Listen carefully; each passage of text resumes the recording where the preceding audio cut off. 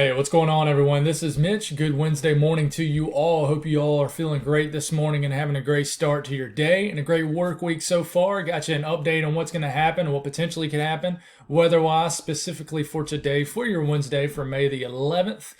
There is a chance, there's an enhanced risk for severe weather. That's a level 3 out of 5, so we're going to talk a lot on that, and we're going to talk a little bit about the severe weather chances for areas of western Texas again, kind of like what happened yesterday. So if you guys have not subscribed, definitely consider doing that as always. Like the video if you like it. Appreciate the support. The morning videos continue to be a bit more successful than the evening videos, which is really cool to see because it seems like, I don't know, it seems like I'm a lot better at making videos in the mornings. I don't know if it's because I'm still energized after the workout I did an hour previously, because I try to get in a workout about 5 out of 7 days a week. So I don't know if it's just because I'm still high off that. But anyways, I'm glad to do it every morning with you guys, and it's awesome to speak with you all about the weather. So if you guys got anything that I can pray about, please put it in the comments below. As always mentioned, it gives me an opportunity to pray over it, and it gives a lot of other people an opportunity to pray for it also. If I've seen in the comments where, they've put prayer requests and they've been answered. I've seen 2 of them this week. It's awesome to see. God is good. Yeah, God is good. So let's get rolling this morning. A couple things to talk about. Let's talk about the water vapor loop because it shows, once again, a lot of what's going on. First off, you see this dip right here. That is our upper trough, and with it you have short waves that ride along it, and what they do is 2 things. One, they produce convection, whether it's a tornado threat, severe weather in general. Another thing they do is they pull low-level moisture out the south, whether it's out the Gulf of Mexico or just out the south in general. So it really pulls in this really rich, humid air through the middle of the country, and that is why y'all have consistently been just baking, not only baking across Missouri, Arkansas, Louisiana, portions of eastern Kansas and Oklahoma, and all the way up to Iowa and southern Minnesota. Not only have y'all been very warm, but y'all been very, very humid for this time of the year. Y'all have just went right into summer. I mean, it feels like July and August. I mean, I've been looking at the soundings and the reports for this area, and I mean, this is something you would see in South Carolina. The armpit of hell is what I call it, even in the middle of July and August. So I hope you guys are faring well this morning. And I know it's warm and uncomfortable already this morning. But you see this blow up in clouds right here, high water vapor, high water content.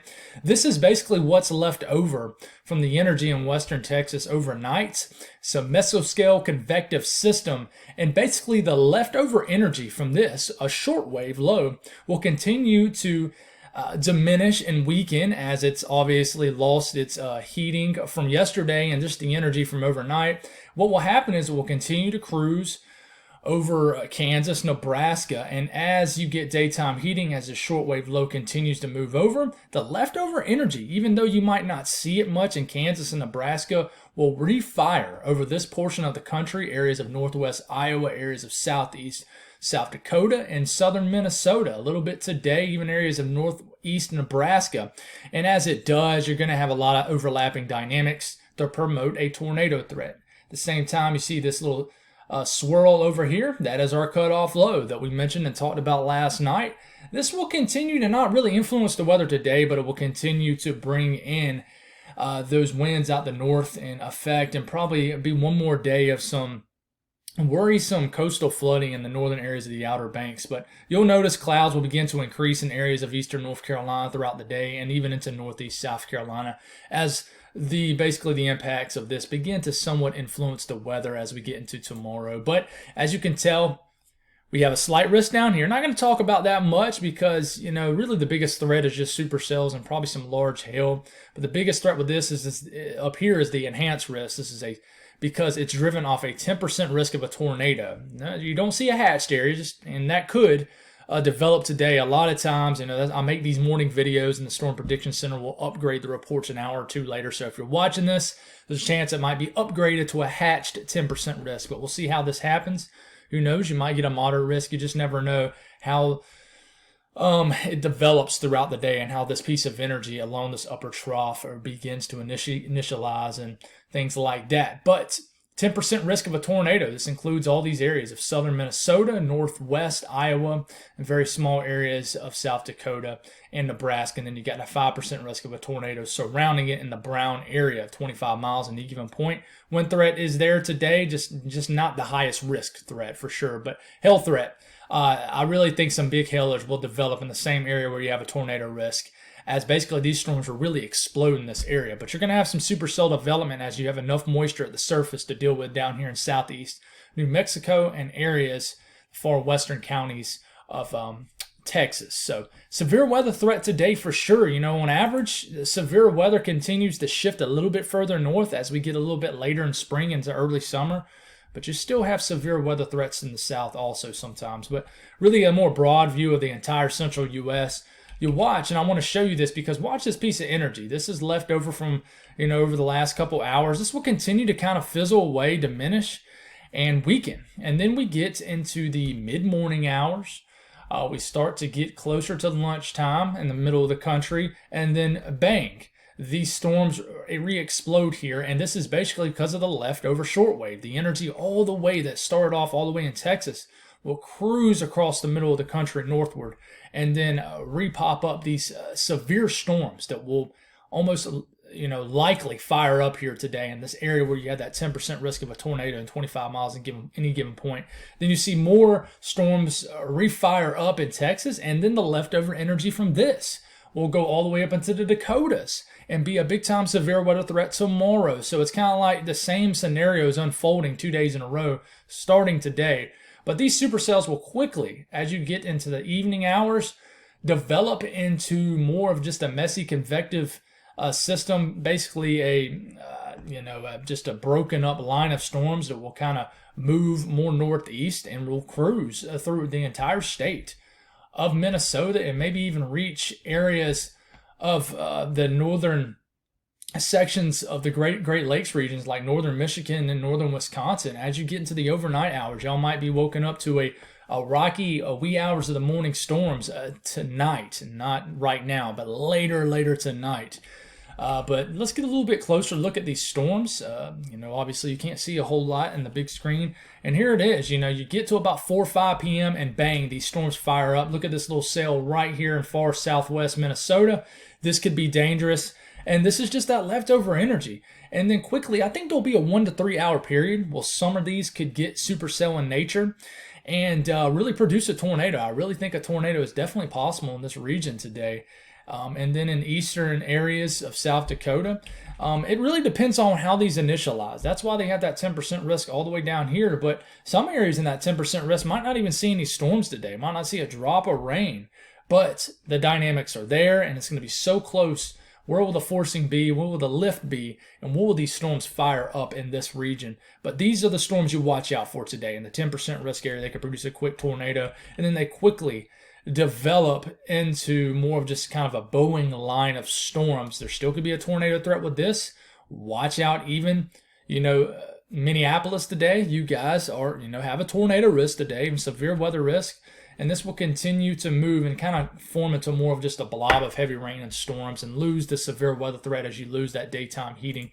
But I will mention, ton of humidity today. These are dew points, and you're dealing with a lot of low-level, rich moisture. Dew points, this morning you guys are waking up to dew points into the upper 60s to low 70s, a tropical air mass, all the way up into Iowa, all the way into Chicago. You guys are probably sweating your butts off and waking up and saying, what in the world here in Chicago? Is it in the middle of August or July? Well, no, it's early May. And you got dew points all the way, in the coming hours rising as this warm front rises all the way into this area. Rich, low-level moisture, low-level meaning what you feel at the surface, what you feel as you're standing on the ground. But, the HRRR model, I think it might be a little overdone, but we'll see. It has dew points rising into the mid to almost upper 70s into Iowa today. So it is going to be very humid. And then finally, the atmosphere relaxes and stabilizes a little bit behind this system. But in response, one thing you watch out for is you're going to have plenty of thermodynamics. High levels of CAPE, which is that storm energy you need for these storms. But one thing you really watch out for is this low-level jet that you overlap with these other thermodynamics, the kinematics. And you will have one in place. You will have a 30 to 40 knot low-level jet, some directional shear, so there will be a spin to the atmosphere in these areas that will promote rotating storms, with what we call supercells. So watch out in this area, 30 to 40 knot low-level jet, give or take. But you look at the updraft velocity in these areas, and of course, this basically doesn't, it's not saying, hey, in these highlighted colored areas, you're going to have a tornado threat in all of these. No, that's not what it's saying. What this is trying to show is, hey, this is potentially where rotating thunderstorms can be. So it's just saying, hey, you know, not every one of these storms are going to produce a tornado, but some of them do have the potential in these areas. It's just trying to tell you, hey, this atmosphere is prime for a tornado threat, not necessarily a tornado. So be careful. Down here in Texas, kind of same deal as yesterday. I don't think it'll be quite as intense, but you're just going to have supercells to develop. Potentially, not all of them are going to be rotating, but we're going to have some storms that are developing along this dry line, and then are going to quickly move east and probably weaken very quickly, and then they will re-energize up to the north in the northern plains here. But, you know, I know I went through that pretty quick, but, you know, if you're in western Texas today, just expect kind of some similar weather as yesterday. Maybe not quite as intense, but definitely some storms are going to fire up all the way from the Mexico-Texas border all the way up to through areas of western Kansas for sure. But as far as precipitation for the rest of the country, pretty quiet. You can see this low pressure spinning here, but really the moisture doesn't really make it to the eastern coastline. You'll get a couple showers maybe in areas of southeast Mass, and then maybe a couple showers in Delmarva, New Jersey area, and maybe some showers will work their way as you get into the evening hours to the Outer Banks. The surf will continue to increase. Rip currents will be bad along the southeastern and mid-Atlantic shoreline for sure in response to this coastal storm off the coast of the mid-Atlantic. But as far as temperatures, you guys are gradually warming. The only place really in the eastern U.S. that stays relatively chilly is the immediate Delmarva area and coastal regions of New Jersey, losing my breath here, and then unfortunately eastern areas of New England and southeastern areas as you continue to have that onshore flow that's whipping in basically these cooler temperatures off these cooler ocean waters that you still have up here this time of the year. The same deal down here. It's just going to be chilly conditions. Virginia Beach, if you're vacationing here in this area, it's going to be chilly today. It really is. Northeast North Carolina is probably going to be locked in some clouds and some breezy conditions, chilly. But you don't have to drive far to get into the warm temperatures. Still kind of a spring-like day, but you guys in the interior Northeast in general are really starting to warm up into the 60s and 70s. And down here, 80s are starting to dominate again here in the southeast. But the further west you go, from the Great Lakes region all the way to the deep south, the more uncomfortable it gets. You know, you go from feeling, okay, it's nice and warm, it feels comfortable, to all of a sudden, oh my gosh, it is hot and it is humid and I'm sweating my butt off.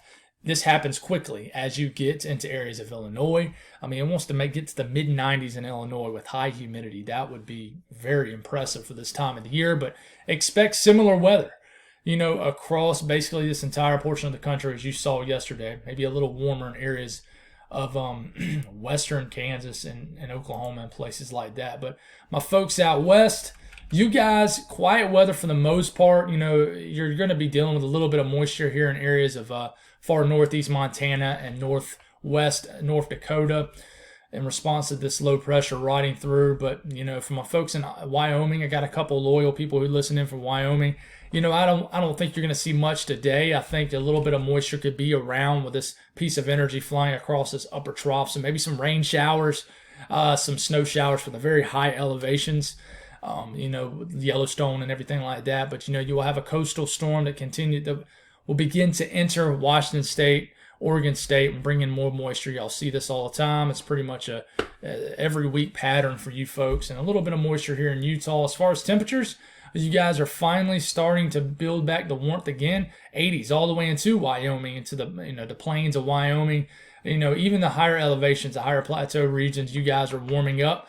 But you got some rain, cold air up here in this portion of the country of Montana and North Dakota. But starting to warm up definitely here in the southwest and areas of the west in general. But still a little cool in certain areas in the northwest and northern sections of the western U.S. in general. But that's pretty much all I got. We'll talk about this threat tomorrow, where there's an enhanced risk and a chance for significant severe weather.